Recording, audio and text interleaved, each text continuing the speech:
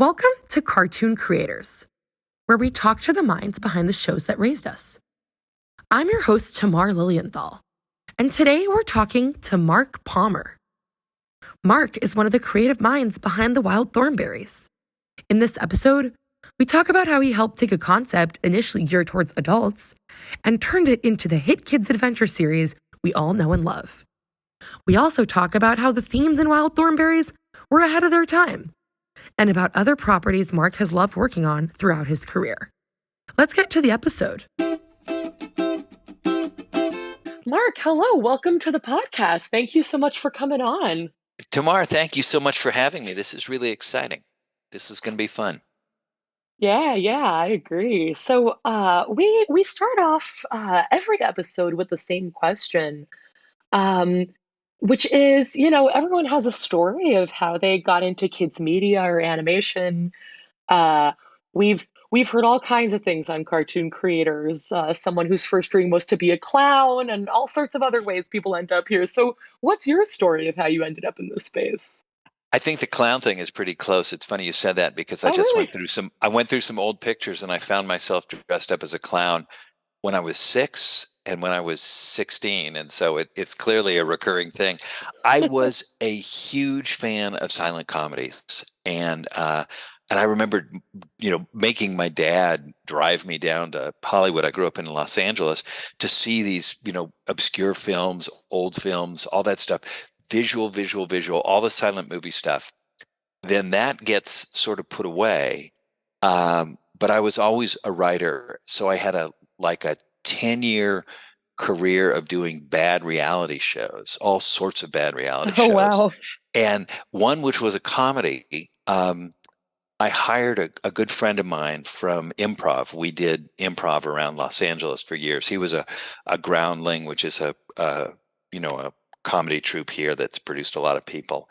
And I hired him to be my other writer on this Fox special that we were doing. And then I went off to do my thing and he went off to do his thing. But as a sketch writer, he began to work in sketch comedy. And in the early 90s, Mary Harrington, who is kind of a visionary, is a visionary. She's an amazing executive, and she took over the cartoons at Nickelodeon, and she cleared out a lot of the writers and brought in a ton of sketch people. And so Angry Beavers, Real Monsters, well, those were the two main ones that I was involved with, but it was all people who'd come off sketch shows, people who were groundlings, people who had other sketch experience on stage, and they all got together to do this. And I was living in New York because I burned out on reality TV, and it was awful in a lot of ways, but I was pretty miserable in New York for any number of reasons. And Mark called me and said, he's also named Mark, but he called me and said, "Do you want to come back and do this cartoon?" And I flew back to Los Angeles, and I was there for 2 weeks, living at my folks' house and driving into Hollywood to Klasky Chupo. I had absolutely no idea what I was doing, but I loved it. And Wow. and he came into my office once, and I put my hands on my desk like you couldn't drag me out of there. And I said, "I am never leaving this job." And Wow. and I got pretty close, but that got me into animation. And it was always important for me to kind of reflect on how clueless I was when I started, because you learn as you go. And but I just had no clue at the beginning. I had no idea what I was doing, and we had to get shows out. And so I learned pretty quick, how to write 11 minutes, how to underwrite, how to put stuff on the page, how to make things visual, and how to keep the comedy simple and straightforward. And so that landed me in cartoons. And I did a fair amount of live action kid stuff as well. But, the animation was really what I always came back to, because you could, when you collaborated with artists and storyboard people, you could do anything. and that's really what appealed to me. That's awesome. That makes a lot of sense. I think it's a world of infinite possibility, for sure. So, thank you for sharing that. And so I think, I don't want to say you're most known, but perhaps it's true. Perhaps you are most known for being behind Wild Thornberrys. And I'm going to be honest, the internet said that you developed Wild Thornberrys, and I'd love to hear, what does that mean? What was your involvement like in those early stages? Both because some of our audience may not know what developing a show means, and also because, let's be honest, development can look really different from project to project. So It's I'm curious what it's that was. it's so true. It's so, and anyone can say. I have a friend who was a writer on Angry Beavers and has had his own shows, done all sorts of stuff. But he always says you should just say you were the creator. And I'm like, I wasn't the creator. And he's like, well, who cares? And he's, it's one of these. It becomes a rhetorical thing. Development typically, and for me, we can talk about this later if you want. But somebody always has an idea, or somebody is famous, or somebody gets the attention of executives, and they don't know what to do with what they've got. Mm. And they need somebody who knows story. They need somebody who knows character. They need somebody. Sometimes I did a Disney show where they need somebody with a little empathy. I read this thing and I'm like, this is just mean. You can't do Oof. this. So you come in as a development person and you say, there is a show here. Right. And so Thornberries is a perfect example because I did not create Wild Thornberries. Wild Thornberries was originally Nigel Thornberry's Animal World, and it was a adult, a sort of tawdry adult sitcom Oh, that wow. was pitched in the same class, the same year as King of the Hill. So they had done their show with a naturalist on a TV show who had a ashtray stuck in his head, and it enabled him to talk to animals. And he drove around in an open Jeep with his chimpanzee friend, drinking beer and getting into trouble. So, and I'll try and make this quick, but it's sort of we still joke about this, however many years later.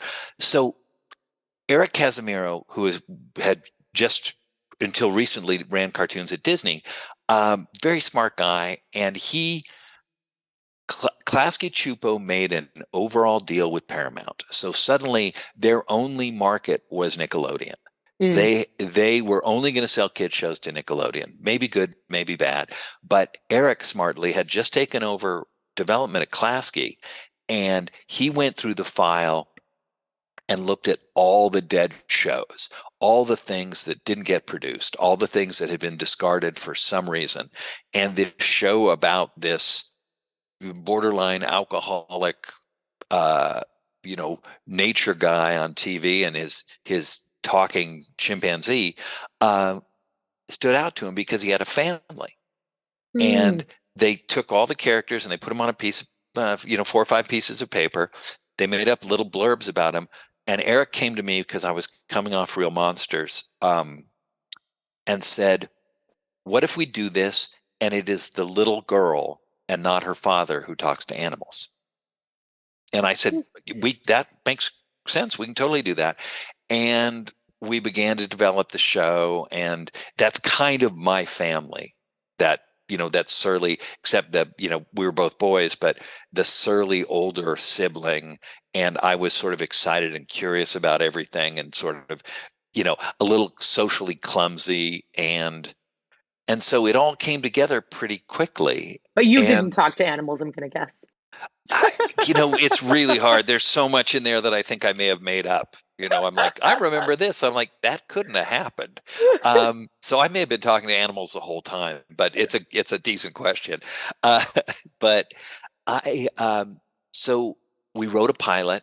They loved the pilot. It was like a short presentation reel pilot, and Nickelodeon loved the pilot. They ordered the show, and we were off to the races.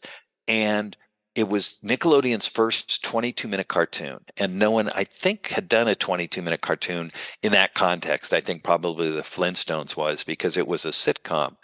But we put these things together, and our two directors were enormously talented, and we worked, hand in glove the whole time. We put our first two animatics together and brought them in to Gabor Chupo, who ran the company. And for people out there who are Simpsons fans, he's Dr. Nick Riviera, if you watch The Simpsons, because initially it was developed in the same building that we were in with the same people.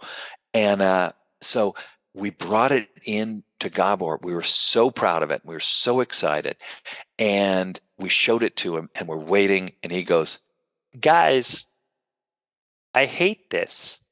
It's so boring." And we're like, and my wife and I still go, "It's so boring." And he was prepared, and it was a communication issue or something, but he had liked his sitcom. He had liked Nigel driving around in the Jeep with a beer and he'd liked that the animals all just made jokes. He said, "Why don't the animals tell the funny jokes?" And we were doing an adventure show. We were doing an Yeah. adventure comedy with a family. And I'm a little probably overly dogmatic about this stuff, because I'd even planned, and there was a good reason as a writer, but they moved in that first season, they moved in a logical direction around the world. Yeah. So, so we knew what stories we were going to tell because we knew where we were headed. Um, but so that first season of Wild Thornberrys, I had to really sort of stick to my guns in terms of what kind of show we wanted to do. And the good news and the bad news was Nickelodeon wanted the same show. And the poor Eric and John Hardman, who's an excellent executive as well, and really was a huge part of developing this show. It was their job to make me make a different show. Mm. And I was probably not pleasant company all the time, because they said, "No, we want to do it this way." And it's like, that's not what Nickelodeon bought. It's not what Right. I wanted. And on and on and on it went. And but we got what we wanted. And because it worked out, and a producer said this to me once: "Make the show you want, and if it works out, nobody's going to be mad." And it worked out. You have to balance these different priorities as people people come in, networks come in with what they want, the studio comes in with what they want. There may be a creator involved. That's happened a lot to me, that they've bought somebody's book, or somebody wrote a script that isn't working, and you kind of come in and have to diplomatically, or not so much maybe on Thornberry's, but since then, diplomatically diplomatically uh, navigate all these different priorities. And it really is, it's really good for your story sense, Right. because if you I am such a believer that every choice you make, you need to be able to explain, and ideally explain in a passionate way. This is why they're going, to Brazil. This is what they're going to Hmm. see, and this is why it's important to the family. And to be able to know the answers to all those questions is vital to a writer, and is what you do when you're doing development on your own stuff or on somebody else's show. That makes a lot of sense. And then you went on, just to be clear, you went on to be the head writer of season one? Yeah, Oh, awesome. well, I think I was co-producer. They called me. Cool. I developed the show. So if you watch Thornberrys, it says created by, and there's three names of people that I literally never met. And I made a point of not reading the original Fox sitcom until we were done and picked up and set and moving a different direction. I'd Right. heard about it, but I'm not going to read this. I'm not going to let this affect me in any way. Yeah, so I was co-producer. That's what I asked for. And I did that so that my two story editors could be story editors. Because Right. if they made me the story editor, then they couldn't be story editors just in credits. And they asked me if Klasky asked me once if I thought they would mind being called junior story editors, and I said I think they would mind that very much.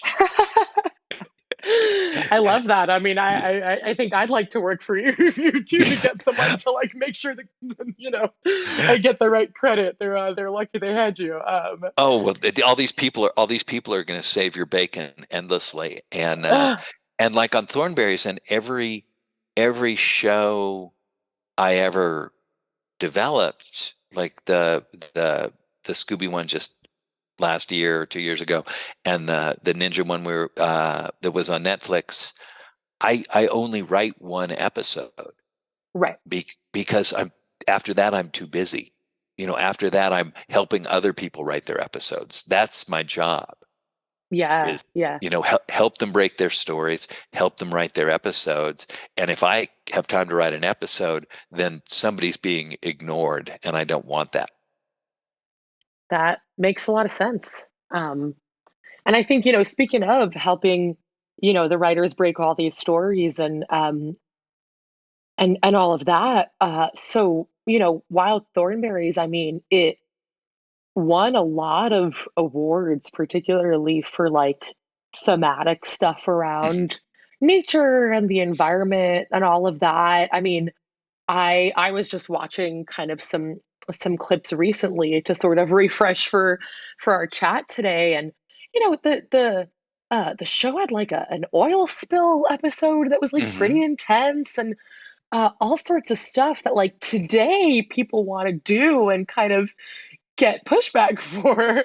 I Um, know, I know, but I like know, I know. back then was really powerful. So like what was that like? And was there any pushback back then to sort of have all these, themes in the show? What was that like? Well, the nice thing was there wasn't too much pushback, especially at Nickelodeon, because it sounded so honorable that as long as we could deliver the the engaging, and the funny and the part of the show that would bring kids in to watch it and have them keep watching it, then then we could do something positive. And with a nature show, about with a show about a nature show, because Yeah. um, they were shooting that show the whole time, and be you had to use real natural history. And the good news is, Eric found an amazing researcher who actually went on to became a professor, Oh um, wow. who would help us answer all these questions. But if you don't give yourself some kind of constraints creatively, it's impossible to get anything done, because you can just invent anything you want, and you can make that anything you want do anything you want, and it becomes impossible to tell a story. So I had experience with environmental stuff and outdoor stuff, and so we just said, okay, we're going to start in Kenya, in East Africa, and we are just going to do true stories. And we are going to move in the first season, we are going to move west. And that put us in the impassable forest. Is that what it's called? In Uganda, where the gorillas are. Oh And wow. then we went down the hill into the Congo, which was difficult because the country's name changed 3 times in the development period. We're like, no, it's a republic Wow. but we went to Kinshasa, and we went down the river, and then we crossed from there into Brazil. And when we got to Brazil, I was fascinated by freshwater dolphins, which folklore indigenous folklore in Brazil, they always believe that the dolphins take human form, and they take people, they take people away. When people disappear, they think that, the dolphins have stepped up onto land and sort of beguiled these people to come with them into the ocean. And Kate Boudelier wrote a beautiful episode called Only Child, where Debbie is dissatisfied and she meets this girl who may be a dolphin. And and sort of, as Debbie's thinking of staying in Brazil, and you, with any folklore, you never want to come down on one side or the other, about whether it's true or not. You know, Right. you you don't want to be that person that says there's no tooth fairy.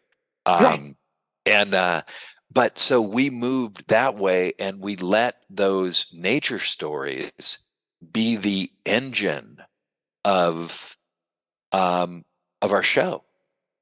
And so we went to Galapagos, and when you go to Galapagos, you're going to see what's in Galapagos, whether it's old turtles, or it's little birds that use sticks to, they use little birds that use tools. We went to the Andes, and that was great because once we got to the Andes, which we got to before Galapagos, we had uh, condors, which were written by an amazing pair of guys that have had a wonderful career and just did a show called This Is Us on ABC. Mm. Yeah, and and we got to do vampires because vampire bats are in the Andes. So Mm. we did a Halloween show, and but it was because we had vampire bats. That's And I remember the, awesome. the researcher going, "You're in the Andes? That's where vampire bats come from." And we're like, "Oh, great. Okay. We have a Halloween show." So, it's fun Yeah. it's fun to break these stories and to do it in a way that's not blue sky, but say, where are we? What are the issues there? If I was a kid in that position, what would I want to do?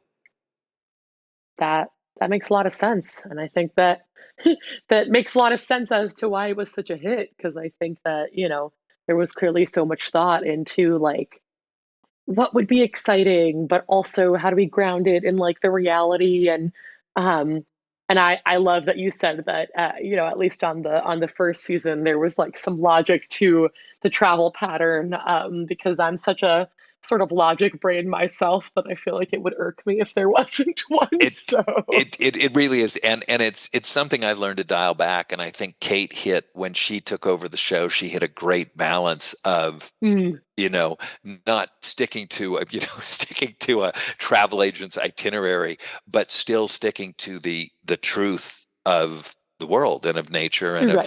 of what the challenges are. That yeah, that's awesome. Yeah.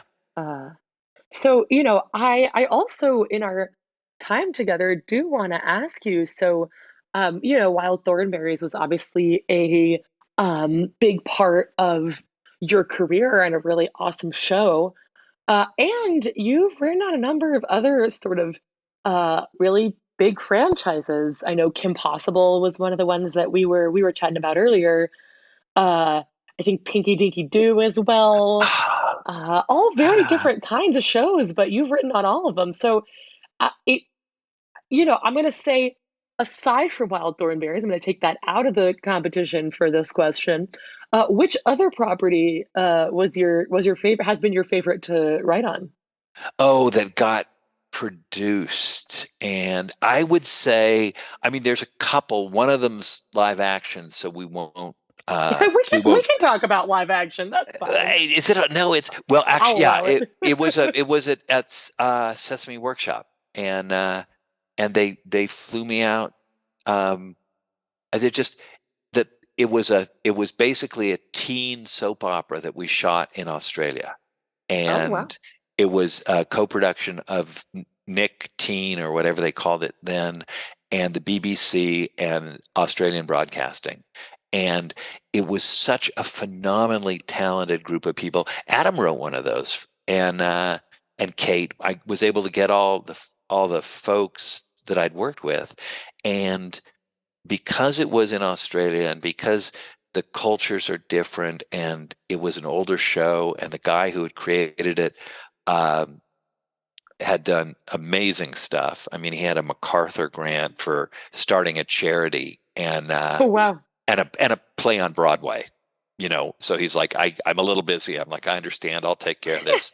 Uh, but uh, that was fun because I actually bounced everybody's first draft back to them. I had them writing in groups, which is it's a little inside baseball, but it's something I learned on Thornberrys. And but so I had 5 drafts come in at one time, and I sent everybody their first drafts back and said, "You don't have to write this like a kids show. You can write this. Mm, You can write this as well as you possibly can. yeah, Make yeah. this." And so that's fun, but the that was exciting. But in terms of cartoons, there's I think the show that was the most fun, of course, was Kim, because the team at that team on the 6th floor at Disney, we did Buzz, we did Tarzan.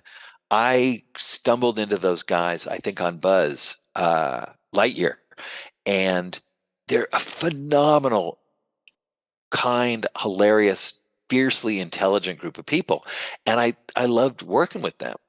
And, Mm, hmm. so it was so much fun to do Kim that it was sort of indescribable.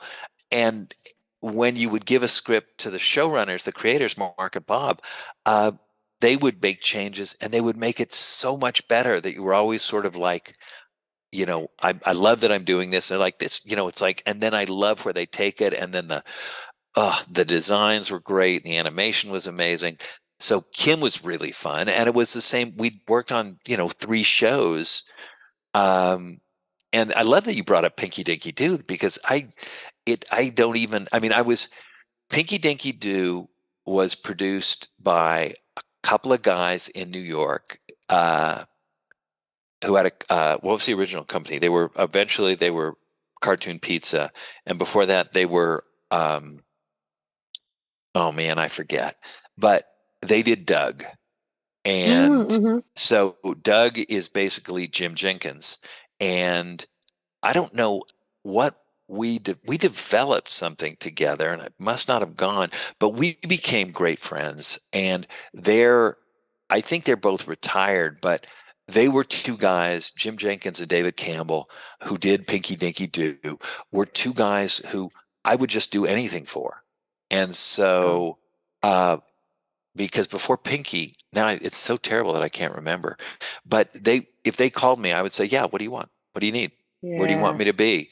And so the thing about fun shows is, I mean, I think animation is the last place where people will actually choose a talented crew and a show they enjoy over a paycheck. And this is like the last place in the world that you see that. Um, Mm, a- and so, yeah, I would have to say, Kim, because uh, I enjoyed the work I did there, and I really respected the people, and anything with Jim Jenkins and David Campbell, who were these incredibly lovely, joyful guys, and lived this great life in New York with their, uh, and came up with lovely shows. So it was always fun to yeah. work with them. Um, but so yeah, there was a lot of different stuff. I mean, just the between Pinky Dinky Doo and Out There, which was our Australian show, and my episode, I wrote an episode that got nominated for a Writers Guild Award, which was great. And but it was about kids stealing beer and getting drunk, Mm. and you couldn't do that in an American show. And Right. it was, it was something that kids did when they were, 15, like these kids. Yeah. There was a lot more to it than that, but we did really good work. And I think that's the thing. If you anywhere you can do good work with people that you feel like understand you, you're pretty happy. That's That's awesome. And I mean, I just want to, like, you said something about a minute ago, and I was like, oh, like, felt it in my soul. Animation is like, I'm not going to do justice to what you just said, but like the last place where, folks still really just like prefer a good are more worried about a good show than a paycheck. And I just think that that is such a wise statement for our time, and I just hope that I hope it stays that way, I do because too. it's a special thing about the animation space that I hope continues. But Mark, thank you. I just really appreciate you coming on, and I really appreciate your time and getting to hear just about all the incredible work that you've done, and particularly about Wild Thornberrys, which was such a great monumental show. I appreciate And so that. thanks for coming on. Yeah, Well, we appreciated it. thank you so much for having me, and thank you for, keeping this conversation alive, because the more everybody in the business or outside it, but people who are interested in this, the more they know about everything, the better off they are.